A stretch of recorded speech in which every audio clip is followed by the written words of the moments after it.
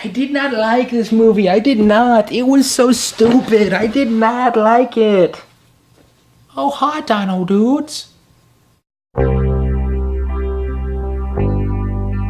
Now I've heard there was a secret chord that David played and it pleased the Lord. But you don't really care for music, do you? It goes like this: the fourth, the fifth, the minor fall, the major lift, the baffled king composing hallelujah. Hallelujah. Hallelujah. Hallelujah.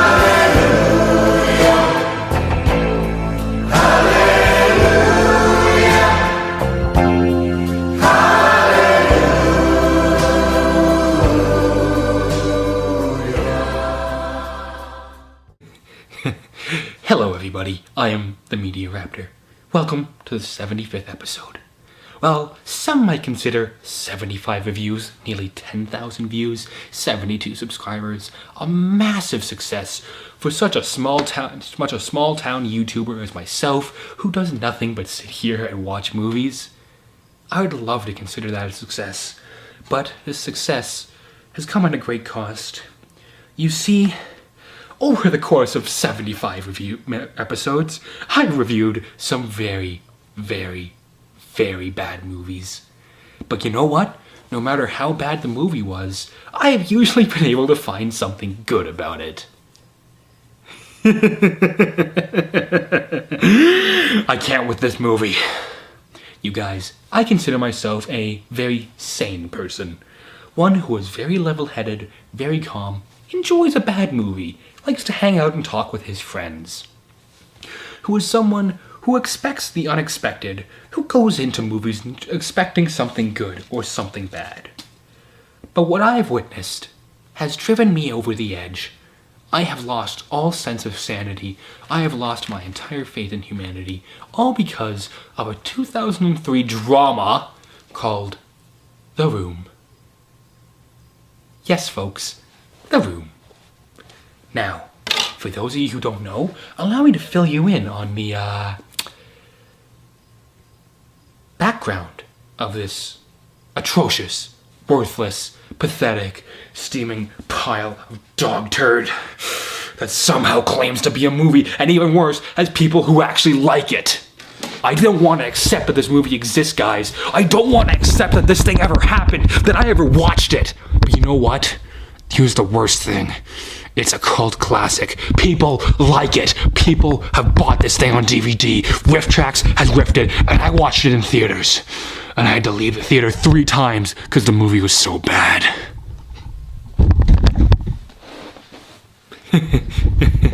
Allow me to explain a little bit more about this movie, and maybe you'll understand why my totally justified rage has happened.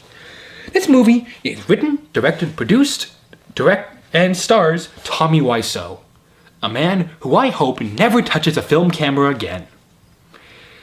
He plays Johnny, a successful banker who's living happily in Los Angeles. He is a very normal man. He's devoid of emotion, has no characteristics about him that make him likable. He has the most annoying voice.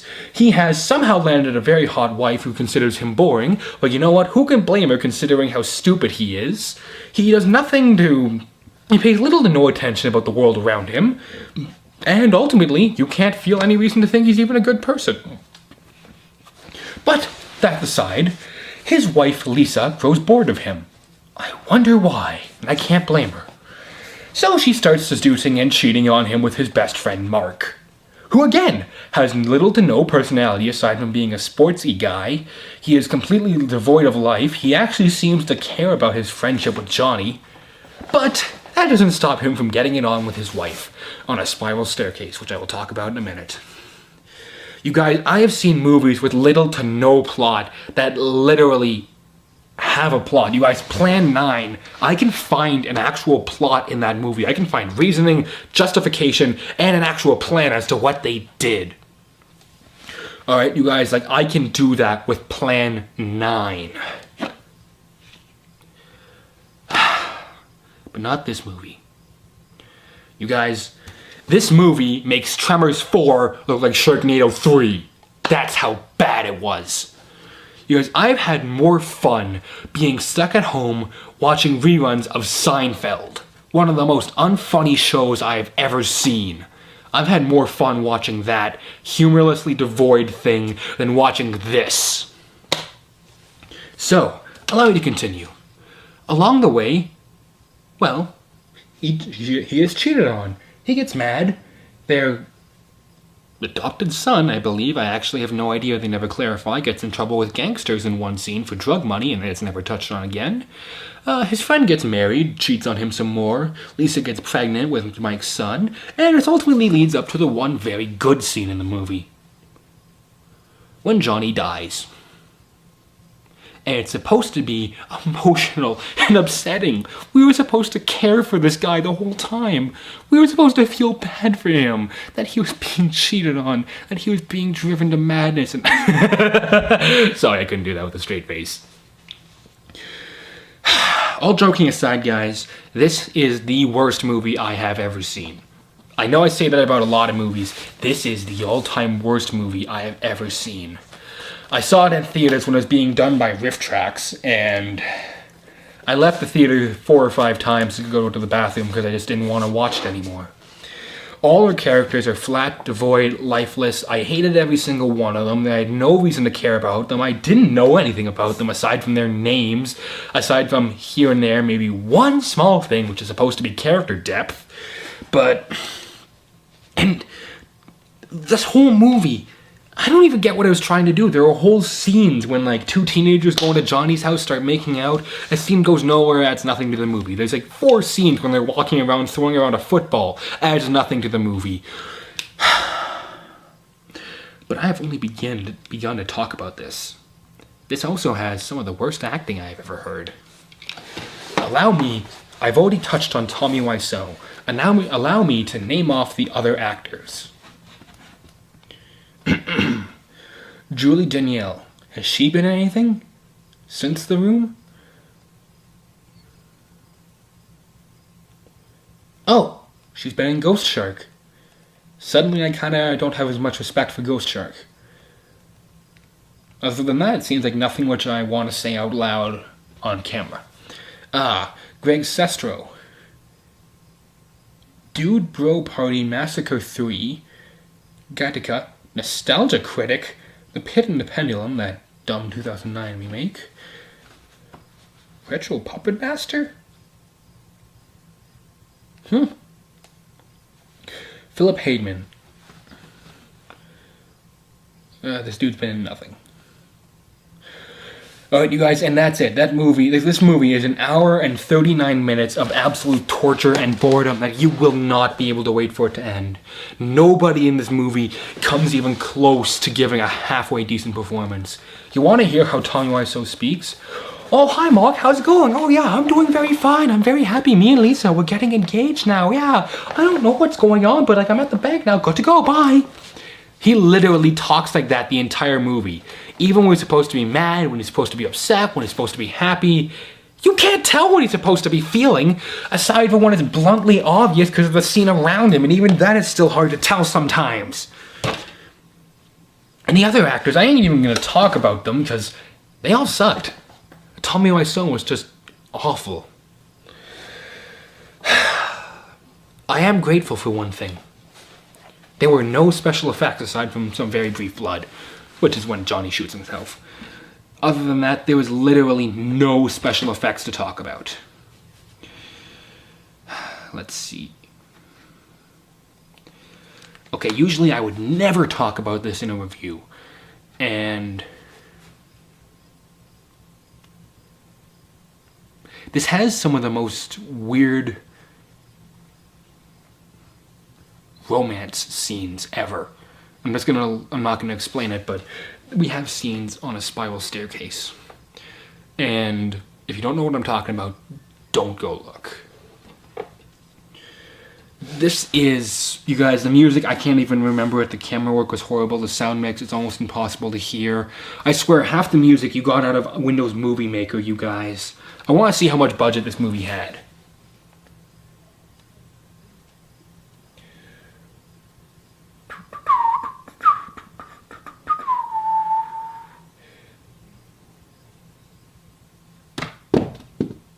$6 million?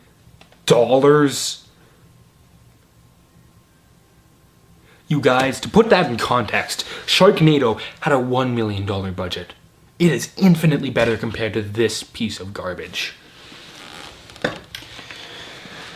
So when it comes down to it, can I recommend The Room? No. You guys, this movie is raptor spit. There was nothing redeemable about it. There was nothing entertaining about it. There was nothing funny about it. There's nothing enjoyable about it. And frankly, I feel dirty for having sat down and watched this horrible movie. You guys, I BitTorrented it and then burned it onto here so I could watch it again so I could review it for this. And this is the worst 75th episode movie I could have chose. And you know what?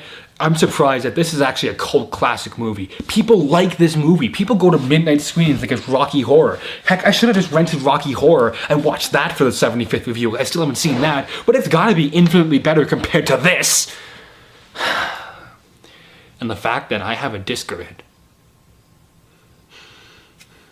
Something has to be done.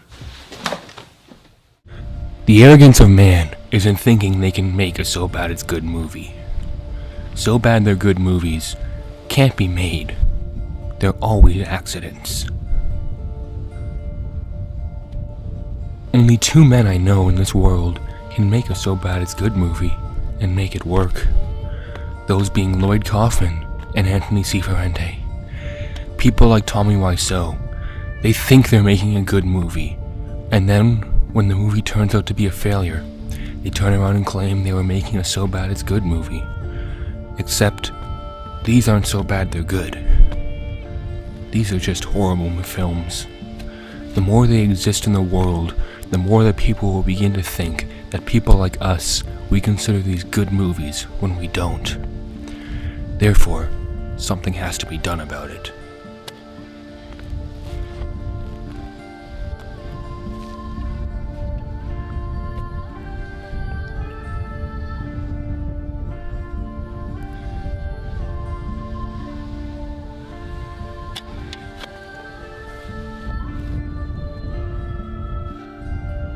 I don't know if this will stop anything.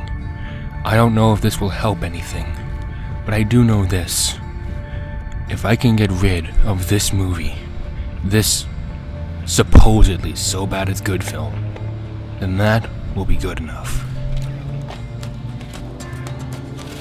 I don't know if I've seen the last of Tommy Wiseau in this series, but I know this. I've been doing these for 75 episodes, and one bad movie isn't gonna stop me now. The world has to be warned. People need to know that because a movie is bad, people who enjoy so bad it's good movies don't necessarily enjoy it. For all I know, Tommy Wiseau could have made other movies. And if he did, I will find them, and I will review them. And they will most likely be Raptor Spit, because I am the Media Raptor, and that's what I do. But until next time, this is the Media Raptor saying, keep cool, and I will see you guys around.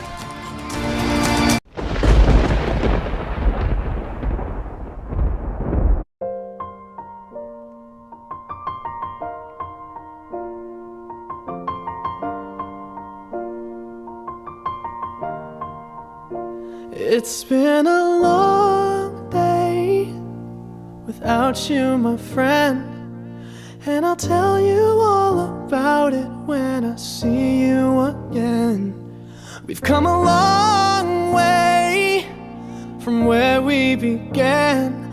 Oh, I'll tell you all about it when I see you again. When I see you again. Damn, who knew? All the planes we flew, good things we've been through, that I'll be standing right here talking to you about another path. I know we love to hit the road and laugh, but something told me that it wouldn't last. Had to switch up, look at things different, see the bigger picture. Those were the days, hard work forever pays. Now I see you in a better place. How can we not talk about family when family's all that we got? Everything I went through, you were standing there by my side, and now you gon' be with me for the last ride. It's been a long day without you, my friend, And I'll tell you all about it when I see you again. We've come a long way, from where we began. Oh, I'll tell you all about it when I see you again. When I see you again.